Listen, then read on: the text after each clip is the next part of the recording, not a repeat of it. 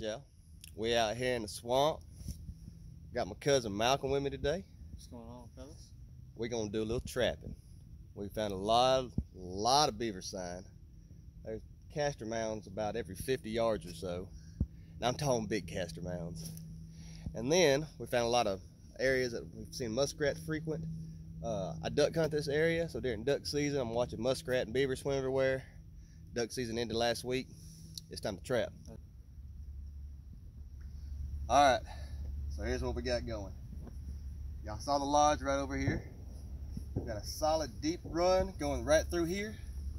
You can't really tell because it's all clouded up and stuff. But what I'm going to do, because it's pretty deep, I'm going to take my 330 conibear like this, hang it on this stick, jam it into the side right here. Now to sit about, from here to the stick, about that high off the bottom, and about the same amount underneath the water. So when he swims out tonight, we'll get the first one on the way out. That's the plan anyway, so y'all check back with us in the morning. We'll see what happens. Alright, y'all, here's what we've got. We had an older castor mound right here, which is what beaver use to mark their territory. They build a pile of sticks and mud, put them up along the bank, and they excrete castor, which is a scent gland for them. Now, what we've done, we've dug it out a little bit and gave ourselves a little trap bed. We've got a cable, a stake, and a heavy weight. Now the way this works is, this cable attached to it is what we call a slide lock or a drowning lock. Now if you can see, when it goes down this way, it's just fine. Slides down perfect. Trying to go back up, it wants to pinch, especially with any kind of weight or tension. As you can see, when it tries to pull on that thing, it's not going anywhere. So what we do is we're going to attach, we've got here the TS85. We're going to attach that to our slide. We'll have this hammered into the ground, have our trap attached, and we'll have our weight out here in the deeper water.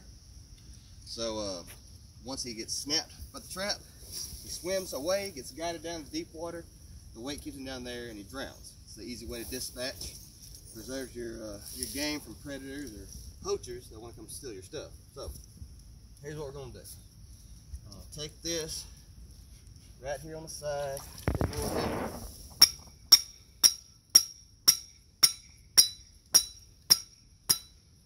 Alright, now take my trap, I'm going to flip this up, I'm going to try to pull it down just a little bit, so it's about halfway on there. That ought to put us at about 3.5 pounds of pressure to set this trap off. Set it right here to the side for now.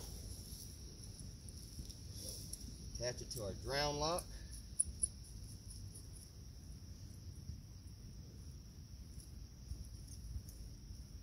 Just like this. I've got everything kind of set up with different quick connects and things like that to make things a little bit easier, quicker. And then I'm going to set my trap. Now the way I'm going to set this, if I set it this way, when the trap goes off, it could possibly push his foot out when it closes. So I'm going to set it this way so when he swims up, puts it down, it's going to catch him regardless. So we're going to set our trap down. I want it completely underwater. I want it bed pretty solid, so that it doesn't wiggle a lot. I'll take some of this stick and debris and all this kind of stuff that's floated in there, move that out of the way. Now, we'll take our heavier weight,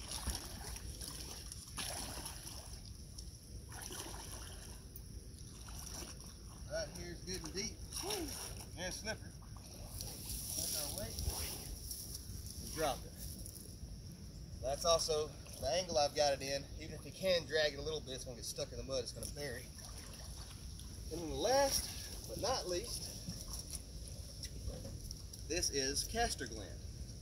This is from another beaver that I've previously harvested. It's got a very musky odor to it. It's mixed with a little glycerin to preserve it so it doesn't rot. And what I'm going to do is I'm going to take these sticks, and we've made this castor mound bigger, imitating a beaver piling his mound on top. We'll put that right here with this castor on there, So now, it's like another beaver has moved into the area and it's trying to stake claim.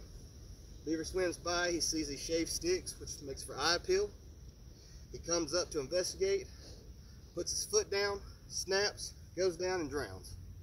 So we'll come check this in the morning and see if we had any success.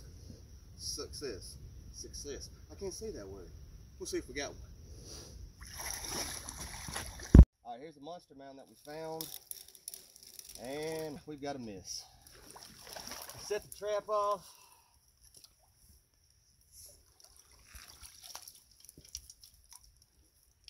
Ain't got no toes in it, so must have been another smack on the belly on this one. So again, we'll have to reset this one and come back and check tomorrow.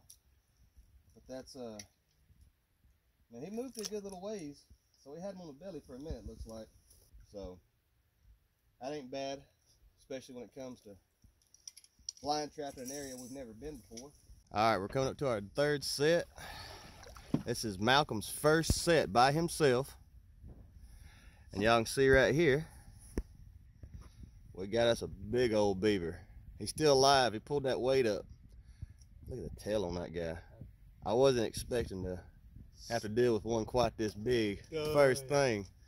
So we'll dispatch him real quick and we'll go from there and show y'all a little bit more. What do you say, Malcolm? Man, your first beaver ever. I cannot believe it. I never thought my only trap I ever set would be successful. There you go, baby. Here we are, baby. There you go. Here we are. All right, fellas, so Coon Dick hooked me up, man. So we set about 5 traps along here and showed me how they work, these TS-85 footholds. And he finally let me do my own one, you know what I'm saying? So I got it all set up. He let me do it all by myself, and voila, we have a beaver, and it's a stud. But I couldn't be happier. Coon Dick hooked me up, showed me how to trap. We got us a nice beaver here on my first ever attempt. You know, I would say that's pretty lucky, blessed, whatever you want to call it. It is beautiful here. Big old beaver, first trap. I mean, we're gonna set it again and see what happens, you know, tomorrow, because there's more in here. I mean, they've been walking left, they've been walking to the right, they've been walking in circles. They in here. This is just a start right here, baby. Hold him up, let's see him. Big first beaver. All right, boys. I want to back up and get the whole thing in frame, son. Oh yeah. Big beavers. What do you think, brother? First beaver catch. Man, I couldn't be happy. This is awesome. You know, I've shot maybe a couple of them. I never recovered one, so this is my first recovered beaver I've ever had. I'm stoked. This is good stuff. Hey, Coon Dick Outdoors, we got it going on. Stay tuned for more great action-packed trapping. All right, here's a set I showed y'all how to do yesterday. As you can see, once again, our drown rig didn't work. He got all the way to the end of the line and he pulled that weight up. Got tangled up in the trees right here. So, gonna have to add more weight to these guys because these are big beaver. I was not expecting every beaver to be almost 55, 60 pounds. So, what do you think, Malcolm? You having a ball? Beavers, baby. This is awesome. So we'll get him dispatched and get you a better look at him. All right, y'all. We got him dispatched. And what looks like here could possibly be one of the biggest beavers I have ever caught. This thing is unreal. He's got to be 65, 70. I guessed him for 50, 55. You can see we got a good back foot catch at TS-85. See if we can get this trap off real quick. When y'all see how big his feet are, you'll understand why we use such big traps.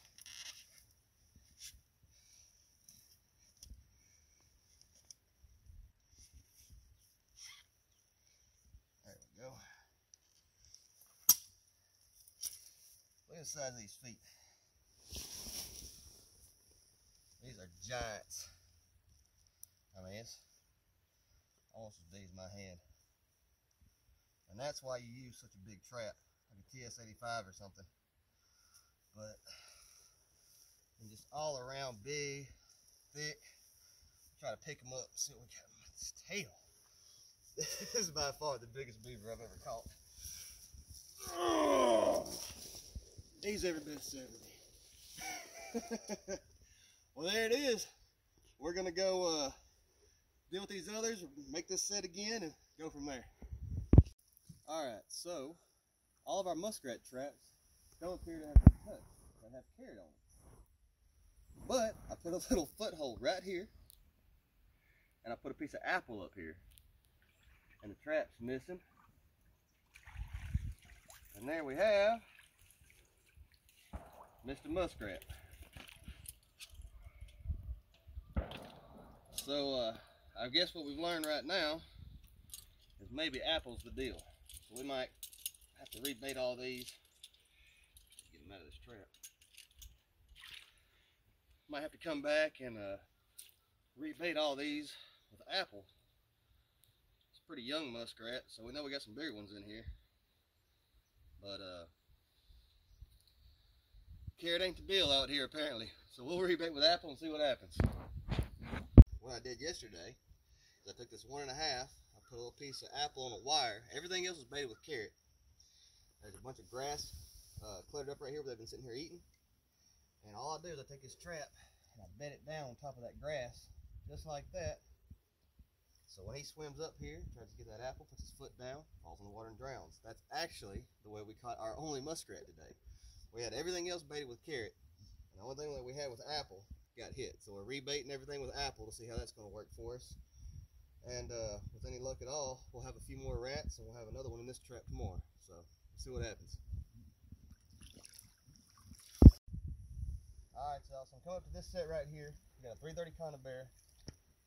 We've got a little channel coming through right here, and some type of bank den it looked like.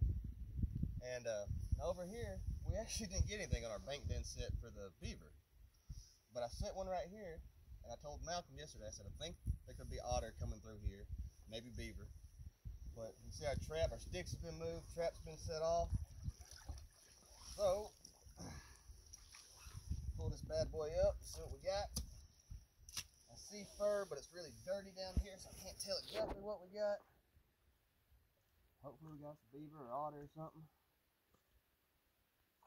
Oh, up for a second. There's an otter right there. Oh, we got us a big one too. How about that? Now that right there makes me happy. We got us a monster otter. Hell yeah. Alright, y'all. Well, we're going to reset them and move on down the line and see what else we got. Well, alright, y'all. That's check number 1. We've got some massive blanket-sized beavers. We got us a good little otter, one dinky little muskrat. But we did learn the muskrat hit on the only trap we had set with apple, and everything else had carrots. So we took everything out and rebaited everything else with apple. So we'll see what happens. The otter, you know, we found a little bank den with a good run in it, but no beaver sign around it, and we suspected that possibly there was an otter there. So we went ahead and set it 330, and we lucked out. So we reset it, put it back where it was. Hopefully there'll be another one tomorrow. It's kind of hit or miss with something like that. We had a lot of misses with beaver. The water rose. We had a lot of rain and snow that's all melted and stuff. But last night the water levels rose, and so we were setting for a front foot catch. So if we miss, we get a back foot catch. Well, with the water raising, what happened was they kind of hovered right over the traps, put their feet down on one side of the trap, and slapped their bellies a lot. And they set the trap off and moved, so we missed a few.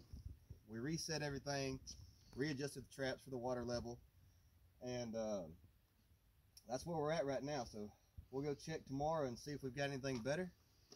Malcolm's not going to be able to be with me tomorrow, but I got another buddy. He's going to show up and help retrieve and recover everything from what we've set today. But Malcolm's been a huge help.